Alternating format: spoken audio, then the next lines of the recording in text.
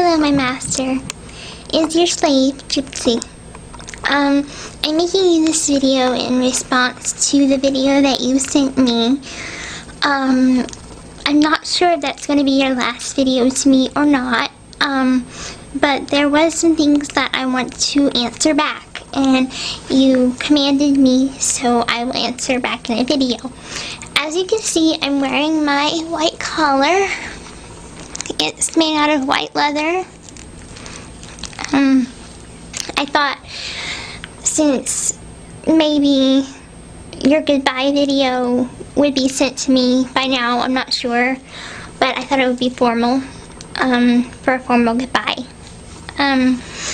Okay, one of the first things I want to talk to you about, or answer you about, sir, is the part in the video where you said that I am Nick's darkness, that I'm the darkness within him, the shadow copy of his darkness. I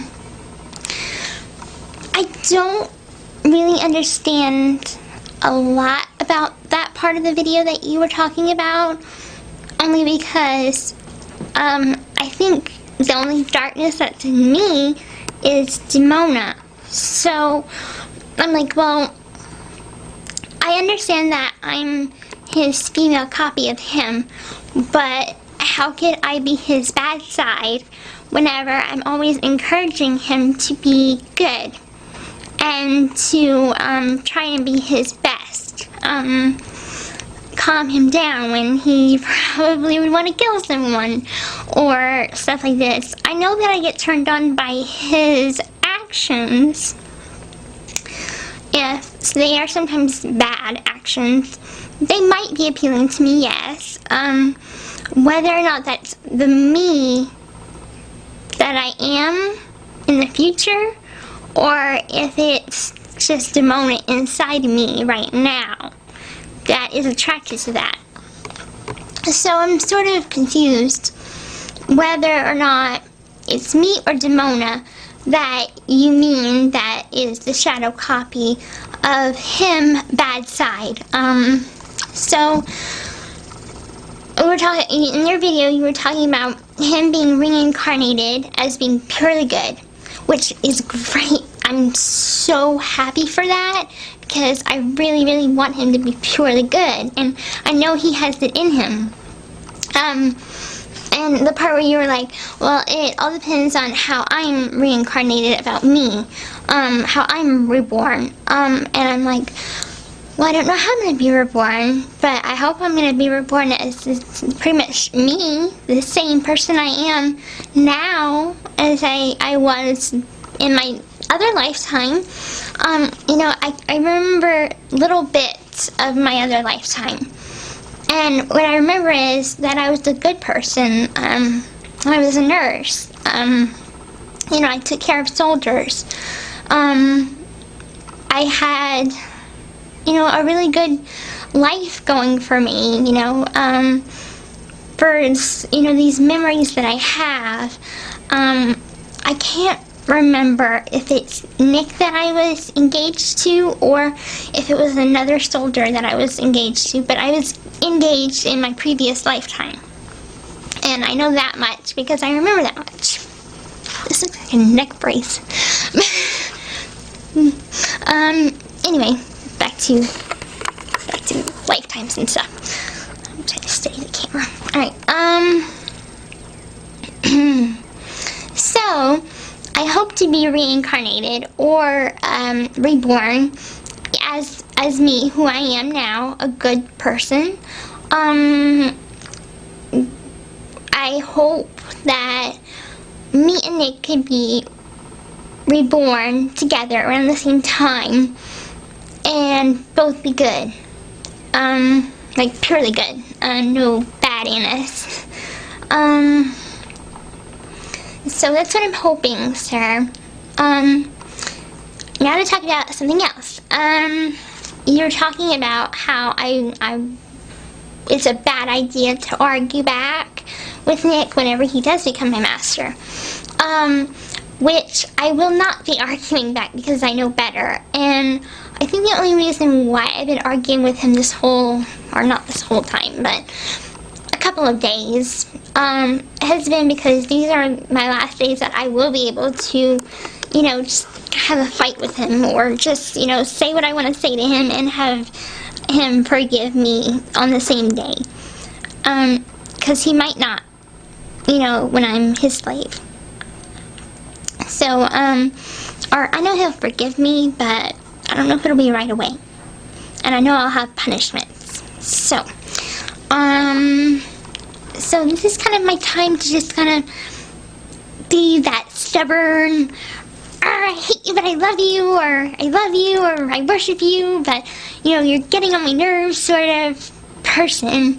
And also I'm trying to deal with all these changes that are going on inside of me. And it's really hard.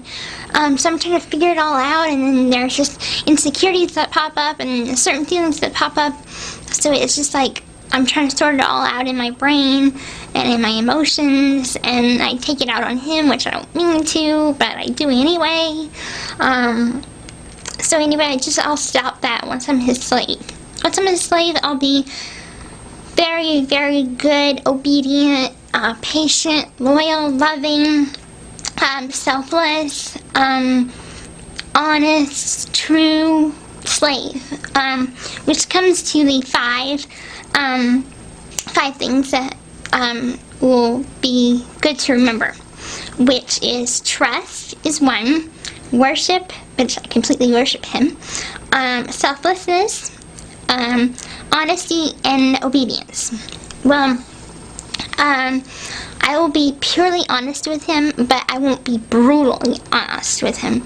So meaning I'll tell him everything, like I won't keep any secrets from him, but I won't be like saying something mean or something, you know, that kind of brutal honesty where you're like, well, you're a jerk or something like that.